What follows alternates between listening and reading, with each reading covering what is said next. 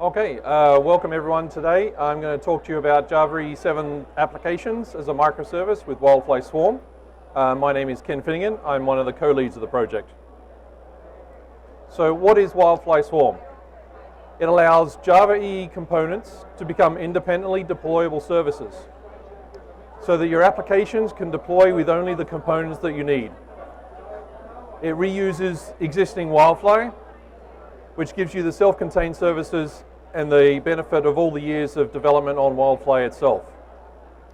We provide the ability to build applications as Uberjars, and we're not just limited to WildFly subsystems.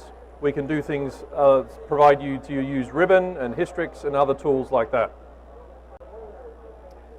So we're all familiar with what a JavaOne resource looks like in Java EE. So this is an example. So we've got a path of persons. We're injecting a helper for the database. And we've got a couple of get methods, one for retrieving a list of people and one for retrieving a person by ID. So the same JavaOne resource in WildFly Swarm looks very similar. It has a path with persons. It injects a database helper. It gives you the two get methods for the list or an individual. So that's how we do JavaOne in WildFly Swarm. So we're basically simplifying the pieces of Swarm, and it allows you to give, say, I don't need to use EJB3, I don't need to use Corba or Batch, so I don't need the entirety of WildFly for my application. So we give you the option to bundle it all in the single Uberjar. So apologies, my slides were a little bit out of sequence there. So from the two JavaOne examples, did anyone spot a difference? No? Well, that's good because they're identical. With WildFly Swarm, it allows you to use Java EE as you know it without changing how you develop those applications, any annotations you use, or how you code it. It just works. So let's take an example and convert it to using WildFly Swarm. So we're going to take a Java 7 sample from Arun and convert it to work in Swarm. So this is the project here, and you can see it has JavaOne application on a resources path. It defines a person entity as an XML root element, and we have a JavaOne resource that injects the person and gets the details. So to make it work with WildFly Swarm, we simply open up the existing POM, and what we need to do is we say, instead of using the Java EE API POM dependency, we change it to use a couple of WildFly Swarm ones. So these two are bringing in JavaOne and CDI, and then the second one is bringing in JavaOne and the JavaB support. So it'll support the XML root element usage. The other thing we need to do is add in the plugin for WildFly Swarm. So we go down to the plugins section and add in the plugin. And what this plugin does is it allows you to build the Uberjar with all the pieces of WildFly that you need. So if we save that and open a window,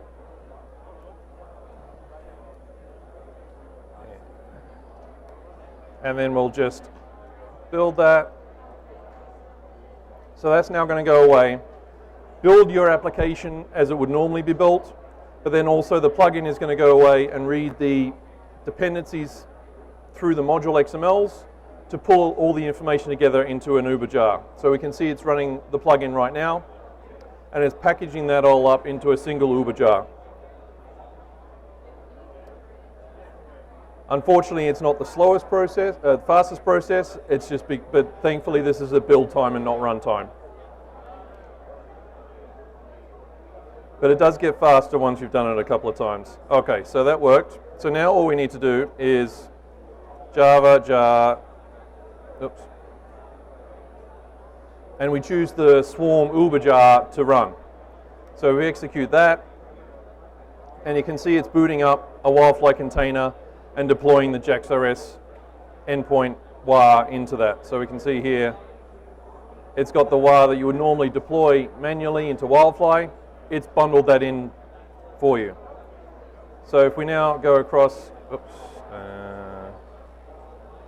we go to localhost 8080, it gives you the root page, and then if we select get all people, this is the XML list of all the people that have come from the back end.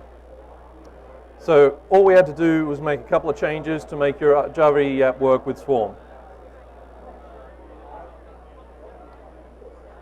So just to look exactly at what we changed, we added a Maven plugin for WildFly Swarm, which does all the bundling into the UberJar and all the determination of what dependencies you need to bundle. And then we added what we call a couple of fractions, and I'll explain those in a minute, relating to JAX-RS CDI and then the JAX-B for JAX-RS support. And that's all we had to do. No changes to your application, nothing like that, just simply change to the way you build. So to give you a bit more detail about what a fraction is, at a minimum, it's just a module XML that defines a series of jars with any other module dependencies you might need. So this is what we typically use for bringing in things like RxJava and RxNetty, basically any third-party library where it's just a bunch of jars and you want to make it available to Swarm. This is also how we activate certain parts of WildFly that might be disabled by default. So an example of this is JAX-RS multi-part support and JAX-RS integration with CDI, because our view is we don't want to give you a whole bucket of things that you may not necessarily need to use. So it means you may have to specify fractions for different things to pull them in, but we try and do it in a way that you're not having to have 5 or 6 fractions to do one thing, that there's an aggregation, which I'll explain in a second, of bringing them all in for you. So in addition to that, and this is the typical way we add fractions to WildFly Swarm, is that we have an API that defines how the fraction can be configured. And for that, we use a Java API that we're building, which basically takes the WildFly subsystem meta model, generates an API on top of it, and that essentially replaces coding standalone.xml by hand. So we give it a Java API. And it also gives us the opportunity to create custom archive types. So we have a JAX-RS archive type, we have a ribbon archive type, and a plain wire archive type as well. And then we have a runtime for defining how that configuration is set in the container. And then some module XMLs to bring all those pieces together. So how are fractions inherited? It's through Maven dependencies. So the JAX-RS fraction means that you automatically pull in the undertow fraction, so you get that servlet container with it. So your application doesn't have to specify both, it can just say, I need to use JAX-RS. So that means that the POM XML stays relatively clean because you just have to select the highest order fraction you need. So aggregation, that's how we pull in multiple fractions into a higher one. So for example, we have a JAX-RS fraction for plain JAX-RS, we have a world fraction for plain CDI, and then we have the JAX-RS world one, which we used in the previous example, which brings the two of them together and activates some additional modules. So that's how we kind of minimize the amount of fractions you need to add to your application. It also means you can provide custom configuration for any combination of those fractions. So this could be useful as a way to develop a common fraction for use within your company so that you can set a bunch of defaults that everyone can just inherit from in their application. So some of the fractions we have now, obviously there's a ton related to WildFly subsystems. So JAX-RS, which I mentioned, CDI, JPA, Undertow. We also integrate with some external JBoss projects like Keycloak and Hawkilla, and we've recently added InfiniSpan support. There are obviously some non-WildFly things that we have there, such as Hystrix, Ribbon, and we have a Ribbon Secured, which is our extension to Ribbon, which integrates Keycloak for securing your APIs. And then there's some custom fractions like Logstash, which utilize the logging subsystem fraction, but to provide different configuration to say, this is where my Logstash instance is at, so it can provide all the log entries. And we're continually adding more fractions all the time. So what do I care about fractions? For the most part, you shouldn't have to, but they are the building blocks of Swarm. 99% of the time, you should be able to use ones we've already created for you. If it doesn't fall into that, it probably means it's something we should have created, so let us know and we'll go away and create it. There may be a small percentage of the time where, such as the aggregating POM, to create something for your internal company where you would want to create your own fraction. And basically in your application it replaces the existing Maven dependencies you might have. So we bring in and make available all the Java EE APIs in a provided scope so that you can get the same APIs for doing your JPA, your JAX-RS, and all that kind of stuff, so you don't need to specify them separately. So we bootstrapped all those things without a main class at all. We determined from the fractions what things needed to be there, and we provided convenient defaults for a lot of these. So without specifying a main, which is what the previous example did, a default container is created for WildFly, and any fractions that are on the class path are pulled in and used with their default configuration. And then we deploy the primary user artifact, which is usually a var. Now we do provide the option to create your own main class, which gives you a lot more flexibility around how you can customize what configuration is set on the fractions. And any fractions that you don't explicitly provide custom configuration for, we default to them as if you hadn't provided a main as well. And it also means you can provide some custom content into what your archive might contain. So as an example of how to do this, we simply take the existing Swarm plugin and we add a main class into the configuration. And this is an example of what a main class might look like. This example is taken from JPA from our GitHub repo. So you can see the very first thing that we do at the top is create a new container. And then we specify a fraction and say we want to create a data sources fraction. We provide the details of the JDBC driver, the class names, and the driver module name is the JBoss module that refers to H2 to bring in the jar necessary to integrate with that. And then we define a data source, giving it a name, which driver we're using, which is what we created in the previous step, and then the connection and user information. The next step down, just here, we're saying we were telling the JPA fraction to not do what it should do by default. Because by default, if your application uses JPA, we will set up the example DES data source that WildFly normally has. We'll create that for you so you can have auto configuration of JPA. So if you're wanting to create, such as above, a separate driver name or use something like MySQL, we need to tell JPA to not do it what it does by default. And then we're also telling it which data source we want to use that we've created previously. Then we start the container, and then we use shrink wrap to create the archive that's going to get deployed. Normally, when we're not using our own main, this all happens behind the scenes for you, and we just suck in all the content that you have in your WAR archive and deploy that as a single unit. But this gives you a bit more control about what's actually included. So it's typical shrink wrap, if anyone's used that before. So it's adding classes, we're adding webinf resources for persistence and a SQL load file. We're adding the JAX-RS resource, the dependencies, and then we're telling the container to go away and deploy it. So as we saw with the demo, all we have to do is run maven package or install, and it builds everything for us. And we do provide a few different ways that you can actually run it. So the first way, which I've already shown, is to use java-jar on the Uber jar that we create. But you can also use the WildFly Swarm plugin to run it without generating that Uber jar. And you can run it from within your IDE. So the first class there is the one we provide by default when you don't provide your own main class. So you can use that to run your application. Or you can, and if you've got your own main class, then you just need to specify that, and it'll run within your IDE without any problem. So let's have a look at some demos. So obviously I'll stop that one now, and I can show you how that runs with the plugin. Actually, what I'll do is I'll clean it to get rid of everything, just to show how it works.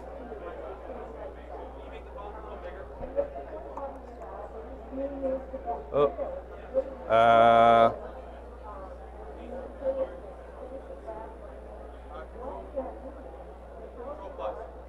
Yeah, that wasn't working.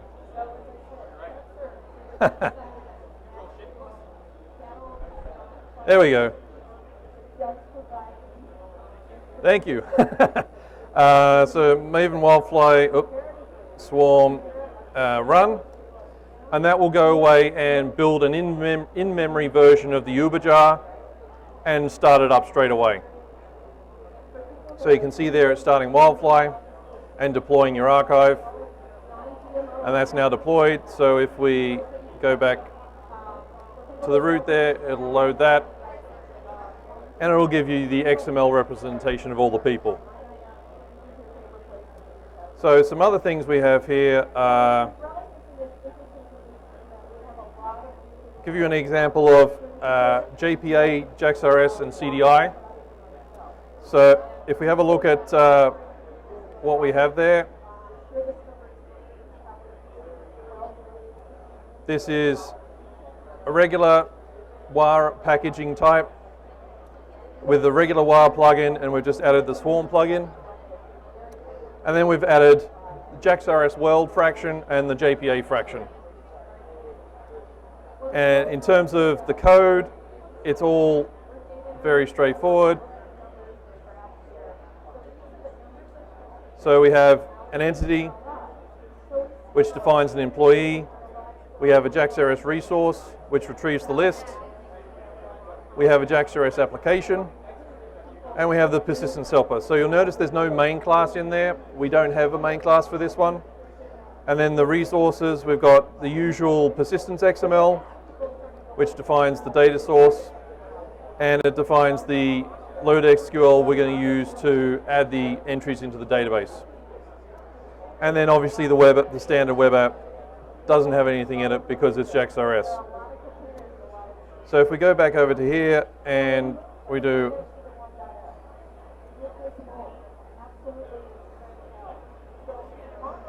Maven Swarm run,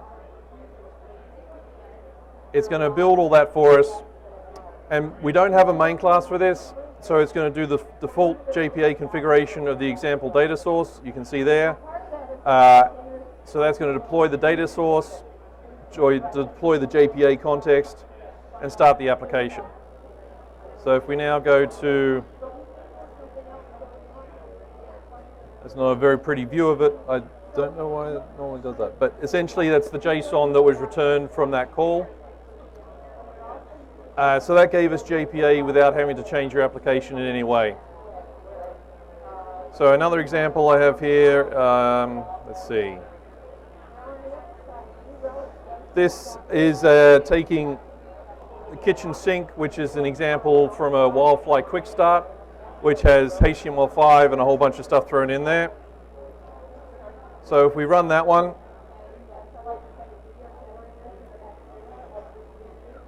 and most of that is the regular WAR building process, and we're now running on the Swarm plugin and starting and deploying it. So we can see it's deployed there. We can go over here, we can list the members, we can add a member over here.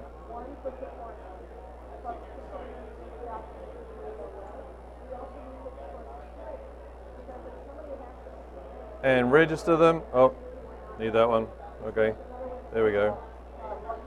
So they're registered, and we go back to list members, and we can see they've been added over there.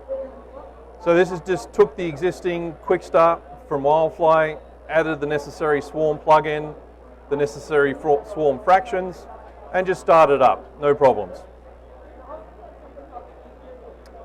Let's see, what else have we got? Oh, there we go. We can show using Vaadin. So if we fire that one up, this is building the Vaadin WAR and then packaging it as Swarm and starting it up. Okay, that's now deployed. So if we say click the greet button, it gives us the time, and we can continually click the greet and it'll update the time that we've set high. So it's a very basic usage of Vaadin. Another one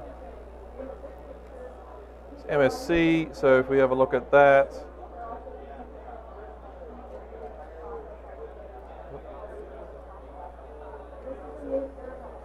this example has a main class where we add a service and a service activator. So the service is running a thread which sets a message and then stops, and the activator has a couple of messages that it uses with the service. So if we fire that one up, this one doesn't have any web stuff, so as soon as it starts up, the messages will start firing, and you can see there that it's going to sleep and sending the hi and howdy messages. So I think, okay, so what we have for a roadmap for Swarm, we're obviously looking to continue to add more WildFly subsystems, such as Camel. We're always looking to add additional frameworks to the ones we currently support, so we're definitely looking for people to help out with getting Spring working. We're going to put the Uberjar on a diet, get him to slim down a bit. We're going to improve how you can test your application with WildFly Swarm. We're going to continue to add the use of the Java config API with WildFly Swarm for use in the fractions. And we're going to improve the APIs for the main. And one of the things we're probably going to look to do shortly is provide the support for taking your existing standalone.xml, passing it to Swarm, and having us fire up the bits you need. And keeping in touch, we're on GitHub, and that's where our issues are, GitHub issues. We have Twitter, we're in IRC on Freenode. We have a website, though that will be changing. We'll be having our own, not under WildFly. And we have a nice, short, easy to remember URL there for the user guide.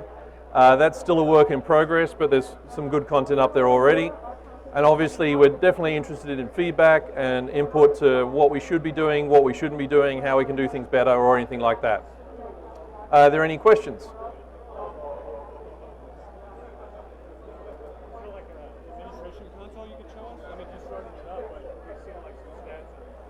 At the moment, we don't have any kind of metrics or health check kind of within Swarm, but it's something we're looking to add soon.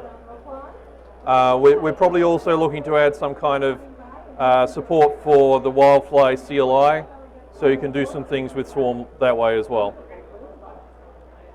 Any other questions? Well, if not, thank you very much for your time this morning, everyone, and I hope you enjoyed it, and please come by and check it out, and we're going to have the raffle drawn now, I think.